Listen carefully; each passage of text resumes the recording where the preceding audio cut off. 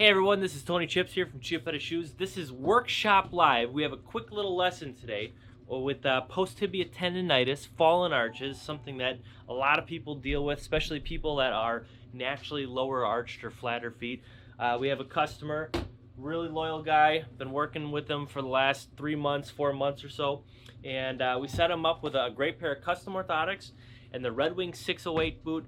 Taller, I think it's 8 or 9 inch, really great for fallen arches. This guy is a hard worker. He's on his feet all day long. I believe he has a farm at home. He's hustling. He doesn't take his boots off from 7 in the morning till about 7 at night. He's busting coolies. So we're talking about a fallen arch, post-tibia tendonitis, something that we see relatively often here at the shop. And I thought this was a good lesson. So a lot of times when you have a fallen arch, this customer is an F23 on the right, F24 on the left, quadricep foot typing system. And the difference between the two, you have a large forefoot varus where the midfoot bones are kind of in an unlocked position, and it allows the arch to flatten as well as the toes to splay to the outside. The damage that happens with post-tibia tendonitis that we see on a regular basis is that the threat with a fallen arch is that the calcaneus can continue to kind of shift inward. It opens the ankle joint up. So when you have that, it opens the ankle joint up and it rotates that, where there's more of a unlocked and unstable situation within the ankle joint itself. That can allow the navicular bone to continue to rotate downward and drop down that way as well. So we want to help the foot stabilize when we talk about custom orthotics. We work on an accommodative basis, so the types of materials that we're working with, as well as the impression method. But why I found this interesting is this gentleman, he's a little older than middle age, but strong on his feet a lot. Typical common adjustment that we do when it comes to post-tibia tendonitis and fallen arches is that we'll add a medial wedge to this. And when we look at what we started with, we did a 1/8 inch, 3 millimeter multi-cork, matches the same material as we have here. So it's just a natural wedge. And we build that through the whole arch, through the whole medial arch. So it's not just a scaphoid pad, it's not just a medial wedge, rear foot wedge. We build that through the whole foot. Now, this customer's been working with these for a couple of weeks now. And he noticed that the mornings kind of still feel kind of tense, and knees are really sore, but the pressure is building up throughout the middle of the day, and by the end of the day, it not only is irritation within the knees, but also in the lower and middle back. So my point with this, and why I'm bringing this up, is that sometimes when we have a fallen arch, we can over support the foot. You got to think about the customer in terms of what the body can handle by itself. And oftentimes, we have our preset notions of what adjustments we want to do, but you don't want to rush to judgment. You don't want to rush to correction.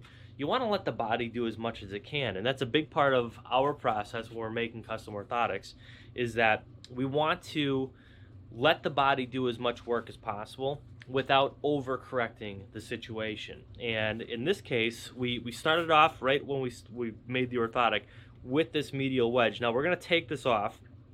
We're going to let the body kind of readjust. We're going to lower the wall height by about a little bit more than the 1/16 of an inch as well. We just want to reduce the pressure for this gentleman. We still need the contour of the custom orthotic, but we don't need too much. We're going to go back to neutral. So check us out on the grinder.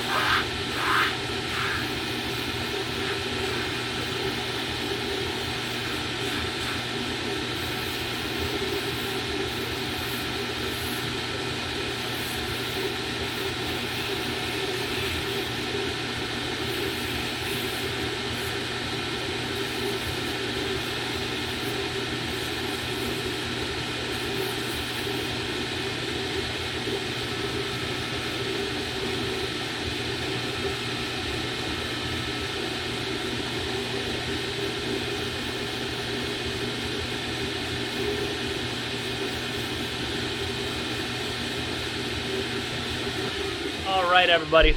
So, took off the medial wedge. Now, we did blend that into the Met pad here. We're going to leave the Met pad on because we have a lot of splaying with that forefoot. We want those toes relaxed. We're going to add one thing to this. But just as a form of practice, we added this on top. So we just blended that off. So you still have a little bit of that multi-cark underneath the cushion quirk there.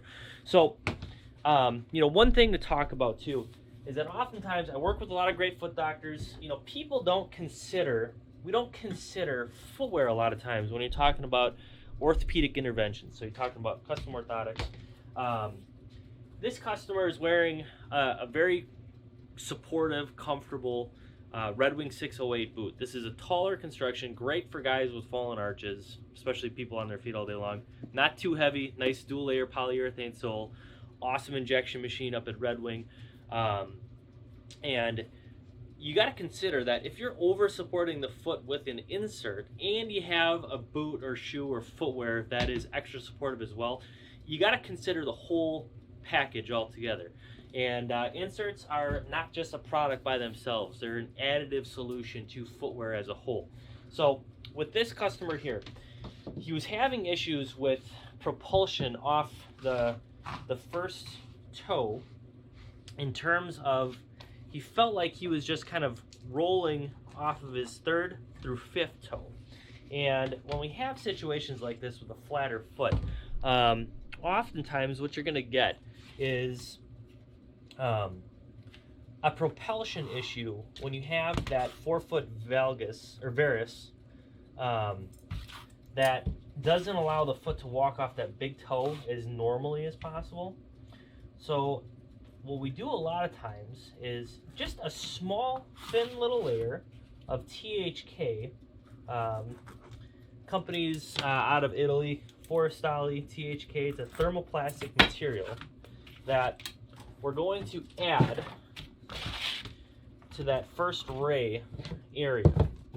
Now, THK is a great product, super thin. It adds a good amount of rigidity. Oftentimes when we're doing forefoot wedges, we're looking for a little bit of assistance, if you can consider it that way.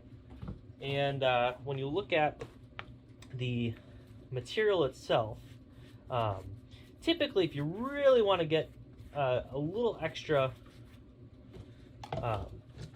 assistance and pressure relief, you're going to want to use 2 layers of this stuff. This is THK. Works great for supportive layers. It works great for core layers in between here. And there's a lot of uses for THK. It works great as an extra support layer around the side if you're looking to create a little bit extra stability. But most often we use it as a core layer or some kind of forefoot wedging or a combination of forefoot wedging where we'll add a firm foam with THK to it. So that's something that we do a whole lot here. Now, I'm letting the glue sit a little bit. These boots, like I said, this guy's a hard worker. He's putting some pounding on it. We're going to give these a nice little shine job. I'm a big fan of Bing's Leather Balm. Check that out. I use it pretty much daily. Venetian Shoe Cream is also a really good product. We buy the Leather Balm by the gallon. I'd buy Venetian if I could get it by the gallon, but I can't find it anywhere. So, you know, when you're giving these a nice little shine, there's a lot of different materials you can use. Mink oil, the paste, or the more liquid version works really well too, but that can be a little too greasy sometimes. And we're just looking at giving this a little conditioning, making sure that leather doesn't start cracking or anything like that. These we got right around the same time as the custom orthotics. And with downtime, you know, when we're letting glue sit, typically we're gonna give the boots a little polish. And thanks for the comment there, Ron. Is it Ron? Hey, Ron Horner, how you doing? Yeah, so, you know, we got the F23 on the right, F24 on the left, quadristep foot typing system. Make sure to check it out. Dr. Louis DeCaro, guy knows what he's talking about when it comes to mechanics of the feet. And yeah, so we're gonna be set with this pretty soon. Give these boots a little polish. We're gonna get this little 4-foot wedge on there. So the main lesson today is we got fallen arches. Oftentimes you think, oh, we want to stabilize everything as much as possible. So you really just want to let the body do as much as it can, and you know, listen to the customer and take it from there. So don't mind Pete.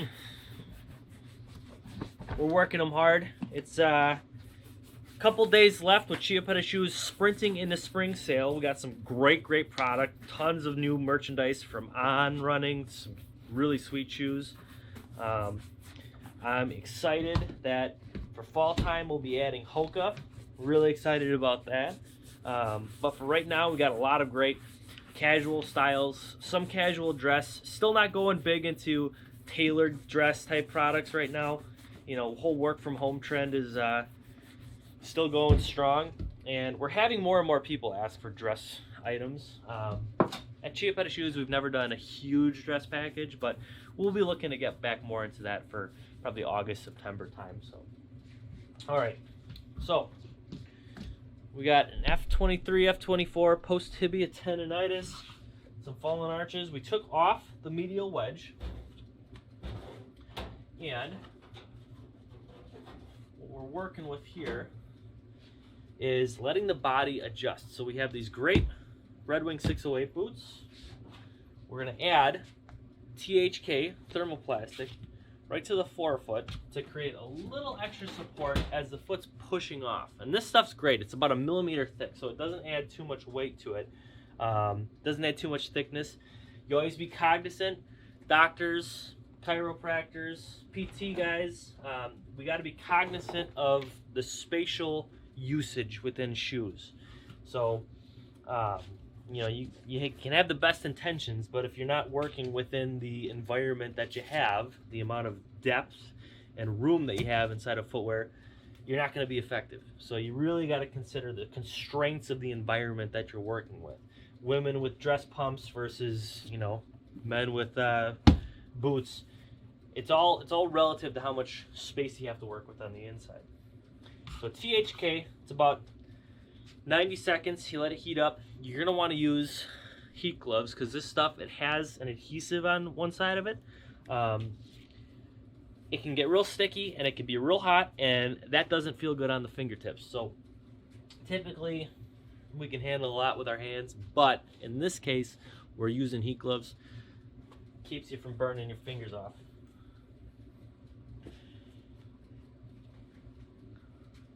So, you know, Ron, we're doing well today. It's a beautiful day in Kenosha. You know, we're having some fun. The sale's been great. Our customers are getting out. People are getting more comfortable with being out and about, and I'm happy to see that. I think Wisconsin's really doing a great job of getting out the vaccine if you want it. And you know, we have a ton of people coming up from Illinois. A lot of our customer base, I'd say right around 35-40% of our in-store customer base is from Illinois, and it seems like everyone has gotten the vaccine in Kenosha here versus down in Illinois. No commentary on that, you know, you gotta take it for what you will, but it's amazing that we're really leading the way on that, and I'm proud, I'm happy, I'm not too worried. You know, it's a good thing people are getting vaccines, they're getting out shopping, and yeah. So this stuff can get real sticky.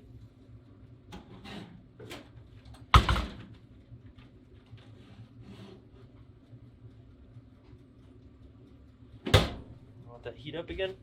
So THK, stuff gets pretty hot, so you got to be careful about when you're using it. Now you can shape it a little bit when it's drying and when it's cooling. You can kind of get a little bit of a taper to it. Now it's a small layer. If you really want to get some correction built in, you're going to want to use 2, maybe even 3 layers of material. but in this case, we're just looking at that first ray assistance there. Just one layer is going to be good enough for me with this boot. So again, constraints of the environment. What's the customer wearing? You know, how does that interact with the custom orthotics? So, all right.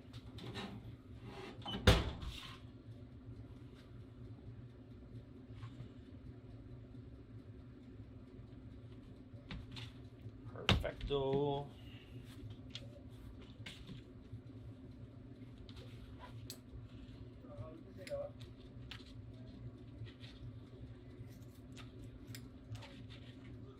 So we got this. We're just gonna give it a little bit of a finish on the grinding machine, then we'll be all set for today. So, tune in over here. A little zoomed up on you.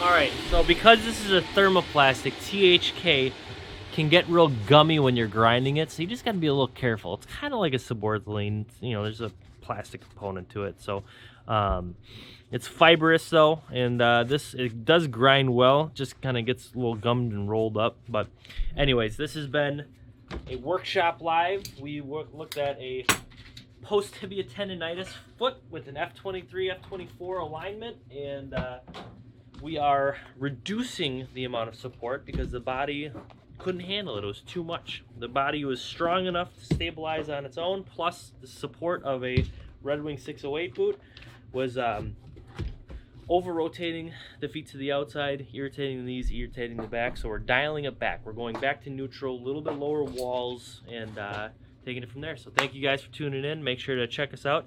ChiappettaShoes.com. 2 P's and 2 T's, baby. Ciao.